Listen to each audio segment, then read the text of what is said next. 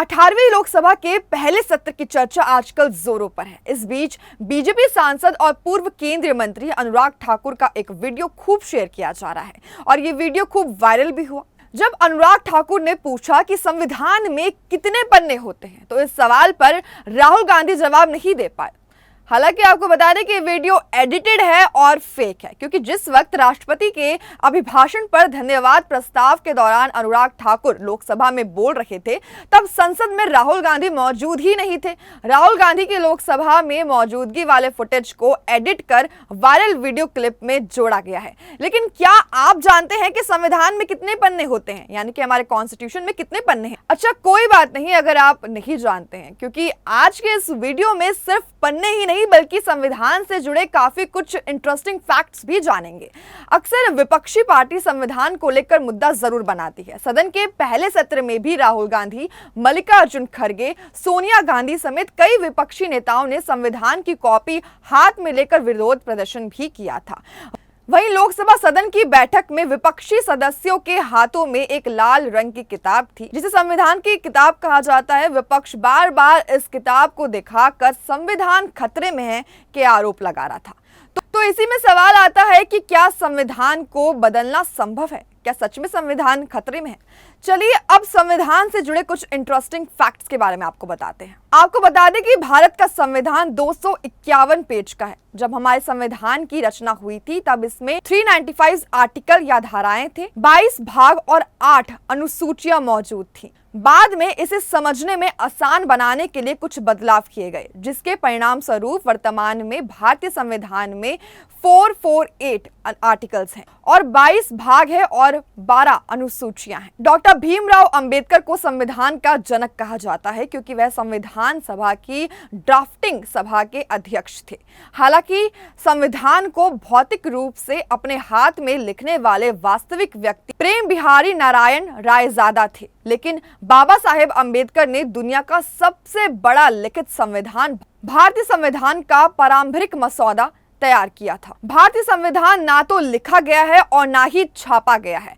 हिंदी और अंग्रेजी दोनों वर्जन का प्रेम बिहारी नारायण रायजादा ने इटैलिक स्टाइल में हाथ से लिखा था, जी हैंड रिटन था, जिन्होंने इसे देहरादून में खुद ही पब्लिश किया था। भारतीय संविधान को तैयार करने में 2 साल 11 महीने और 18 दिन लगे थे, जिसे लागू करने में 6.4 मिलियन रुपए खर्च किया गया था। भारत दुनिया का सबसे बड़ा लोकतांत्रिक होने के साथ साथ दुनिया का सबसे लंबा संविधान होने के लिए भी काफी फेमस है। 1,17,369 वाले शब्दों का यह दुनिया का सबसे लंबा संविधान है। पहले ड्राफ्ट में टोटल 2475 अमेंडमेंट्स किए गए थे। संविधान सभा में 284 सदस्यों ने संविधान को स्वीकार किया और उस पर साइन यानी कि हस्ताक्षर किए। 24 जनवरी 1950 को संविधान सभा की अंतरिम बैठक के समय संविधान में 395 आर्टिकल्स, 8 अनुसूचियां और 22 भाग शामिल थे। वर्तमान में यानी कि करंटली अगर बात करें तो 270 अनुच्छेद हैं, जो 25 भागों, 12 अनुसूचियों और 5 परिशिष्टों में विभाजित है। दरअसल कर्नाटका की उत्तरा कन्नाडा लोकसभा सीट, यहाँ बीजेपी के सांसद है अनंत हेगड़े। पिछले महीनों उनका एक बयान काफी वायरल हुआ। हेगड़े के बयान का शॉर्ट में सारा ये था कि 400 प्लस सीटें मिले तो उनकी पार्टी संविधान बदल देगी। हालांकि बीजेपी ने खुद को इस बयान से दूर कर लिया, लेकिन कुछ हफ्तों बाद ही राजस्थान की नगौरा सीट से भाजपा उम्मीदवार ज्योति मिर्धा का भी एक बयान खूब वायरल हुआ, जिसका सार ये था कि राज्यसभा और लोकसभा दोनों में बहुमत मिला तो भाजपा के पास संविधान में संशोधन करने की ताकत आ जाएगी। इस 2 बयानों के इत्र भी पिछले कई सालों से कांग्रेस और विपक्ष के कई दल भाजपा पर संविधान विरोधी प्रदर्शन का आरोप लगाते रहे। तो चलिए पहले इसे समझते हैं। क्या संविधान में संशोधन करना इतना आसान है? क्या 400 प्लस सीटें मिल जाए तो कोई पार्टी संविधान में कोई भी संशोधन कर सकती है? ये एक बड़ा सवाल है जिसको आज हम समझाएंगे। काफी दिन हुए व्हाट्सएप को एक फीचर इंट्रोड्यूस किए। फीचर मतलब आप मैसेज सेंड करने के बाद भी एडिट कर सकते हैं। ऐसे ही हमारे देश के संविधान निर्माताओं ने भी किया। उसी संविधान में एक फीचर ऐड किया है। संशोधन का फीचर लेकिन व्हाट्सएप के मैसेज को एडिट करने के कुछ मानक हैं, जैसे 15 मिनट के बाद आप अपने मैसेज लिख सकते हैं लेकिन एडिट नहीं कर सकते, और अगर किसी ग्रुप में अपना मैसेज एडिट कर रहे हैं तो उस ग्रुप के हर सदस्य के पास व्हाट्सएप का लेटेस्ट वर्जन होना भी जरूरी है, वगैरह वगैरह। वैसे ही संविधान को एडिट करने के लिए कई जरूरत शर्तें रखी और बनाई गई हैं। जाहिर है कि ये शर्तें व्हाट्सएप की शर्तों से कहीं ज्यादा जटिल होंगी, क्योंकि एक प्राइवेट कंपनी के ऐप में एक करोड़ों लोगों के देश के संविधान में धरती आसमान का फर्क जो ठहरा। इसलिए चलिए सबसे पहले यही समझते हैं कि संविधान संशोधन के लिए कौन जरूरी है। संविधान का एक आर्टिकल है 368, इसमें संविधान को संशोधन का हिसाब किताब है। इसके हिसाब से संशोधन के लिए 2 तरह की स्पेशल मेजॉरिटी चाहिए, लेकिन इसको समझने के लिए आपको फेडरलिज्म का कॉन्सेप्ट समझना होगा। फेडरलिज्म यानी केंद्र और राज्य के बीच शक्तियों का बंटवारा, माने केंद्र राज्य के कामों में दखल ना दे और राज्य केंद्र के कामों में दखल ना दे। भारत एक फेडरल देश है, लेकिन शक्तियों का बंटवारा बराबर नहीं है। यहाँ केंद्र के पास थोड़ी ज्यादा शक्तियां हैं। वैसे तो संविधान का ज्यादातर हिस्सा केंद्र अकेले संशोधित कर सकता है, पर कुछ हिस्सों को संशोधित करने के लिए राज्यों की अनुमति भी चाहिए। तो अब आपने फेडरलिज्म समझ लिया, ये आगे काम आएगा। वहीं वापस चलते हैं 2 तरह की स्पेशल मेजॉरिटी वाली बात पर। स्पेशल मेजॉरिटी वेज सिंपल मेजॉरिटी। देखिए, बिल पास करने के लिए संसद के दोनों सदनों में सिंपल मेजॉरिटी से काम चल जाता है। सिंपल मेजॉरिटी यानी बिल पर वोटिंग के दौरान लोकसभा और राज्यसभा में जितने मेंबर मौजूद हैं उनमें से 50% से ज्यादा लोग इसके पक्ष में वोट कर दें तो बिल पास है। इसे एक उदाहरण के माध्यम से समझते हैं। लोकसभा में टोटल 543 सीट्स हैं, लेकिन मान लीजिए जिस दिन बिल पर वोटिंग हुई उस दिन सिर्फ 350 सांसद ही प्रेजेंट हो। ऐसा क्यों? जैसे स्कूल के क्लासरूम की टोटल स्ट्रेंथ 50 बच्चों की होती है, पर कोई ना कोई बच्चा एब्सेंट जरूर हो जाता है। वैसे ही संसद में भी होता है।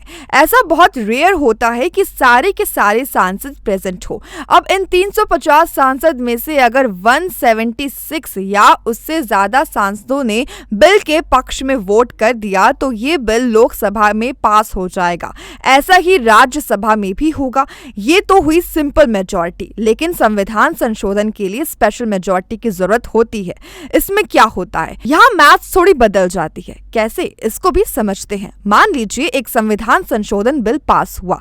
अब ये बिल तभी पास होगा जब मौजूद सांसदों में से कम 2/3 सांसद और पक्ष में वोट डालने वाले सांसदों की संख्या लोकसभा में 272 और राज्यसभा में 123 से ज्यादा होगी। ये स्पेशल मेजॉरिटी है।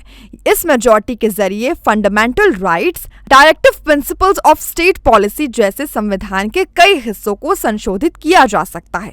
हालांकि हमारे संविधान के कुछ हिस्से ऐसे हैं जिन्हें स्पेशल मेजॉरिटी से भी संशोधित किया जा सकता है। इसे उदाहरण से समझिए। आपने जीएसटी का नाम तो बहुत बार सुना होगा। ये भी संविधान संशोधन के तहत लागू हुआ था, लेकिन ये संशोधन सिर्फ संसद से पारित होने से लागू नहीं हुआ। इसके लिए क्या करना पड़ा? संसद की स्पेशल मेजॉरिटी के साथ राज्यों के सभी इसे मंजूरी दिलवानी पड़ी। इसे भी समझते हैं।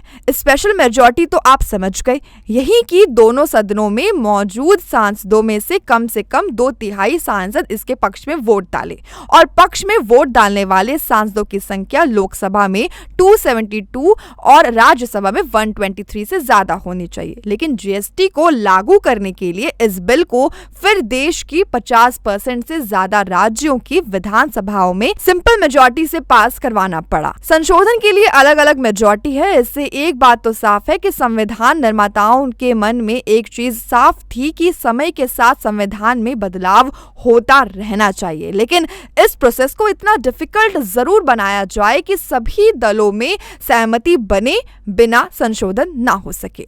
अब यहाँ सवाल उठता है कि अगर ऐसे संविधान बदला जा सकता है तो क्या कोई सरकार जिसके पास स्पेशल मेजॉरिटी हो और राज्यों में भी उनकी सरकार हो, तो क्या वो पूरा का पूरा संविधान बदल सकता है? जवाब है नहीं। साल 1976 आपने सुना होगा कि इमरजेंसी के दौरान इंदिरा गांधी सरकार के संविधान की प्रस्तावना में सोशलिस्ट शब्द जुड़ाव किया गया था। यह संभव हुआ 42 संविधान संशोधन से। हालांकि इस संशोधन से ये एक लौता बदलाव नहीं हुआ।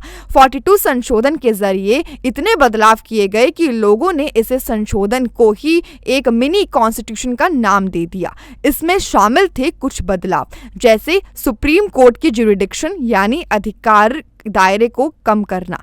इस संशोधन के हिसाब से सुप्रीम कोर्ट किसी भी संवैधानिक संशोधन के मामले में सुनवाई नहीं कर सकता था। इसने संविधान को बदलने का स्कोप खत्म कर दिया, क्योंकि इसके कई सारे हिस्से बेसिक स्ट्रक्चर का हिस्सा हो गए हैं। बातचीत संशोधन की वो भी आसान काम नहीं है। सबसे पहले तो बहुमत का नंबर जुटाना एक बहुत मुश्किल प्रक्रिया है, और उसके बाद सुप्रीम कोर्ट की एक पैनी नजर से बचना भी असंभव है। बाकी अनंत हेगड़े और ज्योति मिर्धा के बयानों की जहां तक बात है, वास्तविक ये है कि 2024 में चुनावों में अगर बीजेपी की लोकसभा में 400 प्लस सीटें आती हैं, तब भी वो राज्यसभा में स्पेशल मेजॉरिटी के नंबर से बहुत दूर हैं। और कुछ संशोधन के मामलों में तो 50% से ज्यादा राज्यों की मंजूरी भी चाहिए होती है, यानी मोटा माटी दूसरे दलों का सहयोगी जरूरी होगा। अगर ये सब हो जाए तब भी सुप्रीम कोर्ट में इस मामले पर सुनवाई की जा सकती है, और सुप्रीम कोर्ट किसी भी संशोधन को असंवैधानिक घोषित कर सकता है। तो आज की हमारी इस जानकारी में बस इतना ही। अब इस पर आपकी क्या राय है, हमें कमेंट सेक्शन में जरूर बताएं। साथ ही देखते रहिए द न्यूज़ 15।